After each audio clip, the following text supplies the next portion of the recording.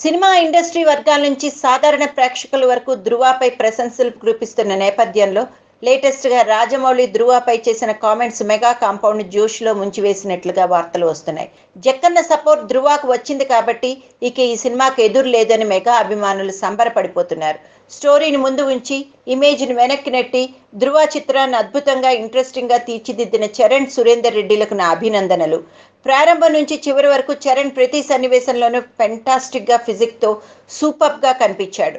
తన చురుకైన ఎక్స్ప్రెషన్స్తో మూవీ అంతా ఆకట్టుకున్నాడు. రకుల్ చాలా అందంగానే ఉంది. అరవింద్ స్వామి ఇప్పటికే తమిళ్లో ప్రూవ్ చేసుకున్నాడు. ఇక్కడ తక్కువగా ఏమాత్రం అనిపించకుండా అద్భుతంగా చేశాడు అని ట్వీట్ చేశాడు రాజమౌళి.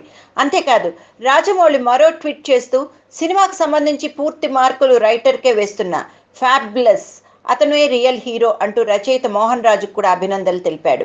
ఇదిలా ఉండగా ధృవ కలెక్షన్ సెకండ్ డే నుంచి పుంజుకోవడంతో ఈ మూవీ హిట్ బాట్లో పయనిస్తోందంటూ ఫిలిం నగర్ వర్గాలు కామెంట్స్ చేస్తున్నాయి.